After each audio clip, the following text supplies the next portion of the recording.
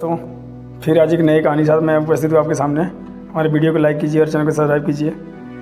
वर्षों बाद अर्जुन घर लौटा था। पुराना गेट सामने खड़ा था।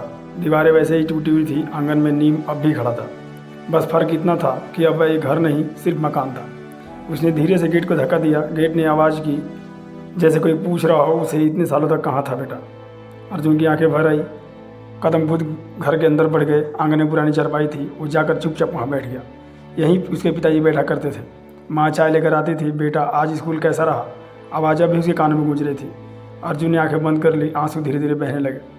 उसे बचपन याद आने लगा। एक छोटे से वो दिन याद आए जब घर में पैसे की कमी थी, पर घर खुशियों से भरी हुई थी। माँ खुद भूखी रह जाती पर उसे भरपेट खिलाती। पिता दिन रात काम करते, हाथों में छाले होते थे, फिर भी मुस्कान रहती थी। वो कहते थे एक ही बात, मेरा बेटा बड़ा आदमी बने।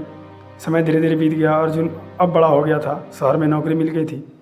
घर में खुशी का माहौल था। माँ ने उस दिन मिठाई बनाई और पिता ने सबको बांटी थी। हर कोई खुश था। सपना जैसे पूरा हो गया। लेकिन उसी दिन धीरे धीरे अर्जुन दूर होता चला गया। पहले रोज़ फ़ोन आता था, फिर वो हफ्ते में बदल गया। माँ दरवाज़ा देखती रहती, हर दिन चुप बैठी रहती थी। पिता कहते आ जाएगा, काम में फंसा होगा अभी। लेकिन साल गुजर गए, अर्जुन कभी लौट कर ना आया। एक दिन अचानक फ़ोन आया। पड़ोसी चाचा बोल रहे थे बेटा जल्दी घर आ जा, तेरे पिताजी ठीक नहीं हैं। अर्जुन बोला अभी बिजी हूँ, शाम तक आता हूँ। लेकिन शाम बहुत देर थी। जब तक वो घर पहुँचता पिता की सांसें रुक चुकी थी। घर में गहरा सन्नाटा था। माँ एक कोने में बैठी थी, आंसू जैसे सूख चुके थे। अर्जुन ने हाथ पकड़ा उनका, लेकिन वो ठंडा पड़ चुका था। पिताजी मैं आ गया, लेकिन कोई सुनने वाला नहीं था। उस दिन सब कुछ बदल गया। घर और भी खाली लगने लगा। पिता के जाने के बाद माँ बिल्कुल चुप हो गई थी। जो हर समय बोलती थी अब वो खामोशी में खो गई थी। अर्जुन कुछ दिन घर में रहा, फिर काम के कारण वापस शहर चला गया। माँ मैं जल्दी आऊँगा, बस इतना कहकर वो चला गया। माँ ने कुछ भी नहीं कहा, सिर्फ चुपचाप देखती रही। एक दिन फिर ऐसे ही बीत गए। फ़ोन भी कम होते चले गए। माँ रोज़ दरवाजे को देखती जैसे आज वो बेटा आएगा। एक दिन चिट्ठी आई उसकी, माँ ने खुद लिखी थी।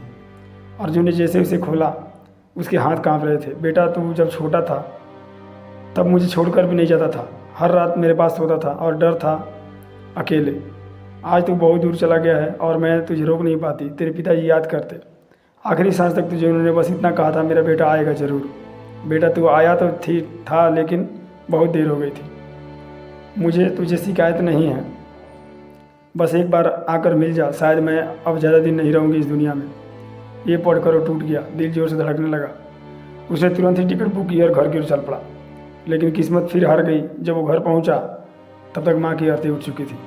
सब कुछ खत्म हो चुका था। वो वहीं ज़मीन पर गिर पड़ा। माँ एक बार बुला लेती, उसकी आवाज़ टूट गई। आंसू रुकने का नाम नहीं ले रहे थे। घर फिर से खाली हो गया था। दीवारें भी रोते हुए लग रही थी।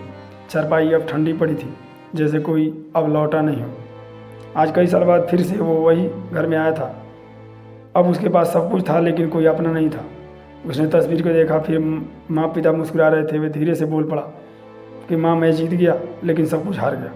दरवाज़ा उसने बंद किया। आखिरी बार मुड़कर देखा, नीम हवा में हिल रहा था, जैसे अलविदा कह रहा हो। वो धीरे धीरे चलता गया, लेकिन दिल वहीं रह गया। क्योंकि एक दिन ऐसा आएगा जब सब कुछ तुम्हारे पास होगा, पर वो लोग नहीं होंगे जो साथ जिनके लिए तुम ये सब कर रहे थे। इसीलिए आज ही समय निकालो, अपनों के साथ बैठो, क्योंकि यही पल असली है और यही हमेशा रह जाती है। तो ये कहानी कैसी लगी हमें कमेंट करके बताएं, और कहानी अच्छी लगी तो वीडियो को लाइक कीजिए और चैनल को सब्सक्राइब कर दीजिए। मिलते हैं फिर अगले वीडियो में।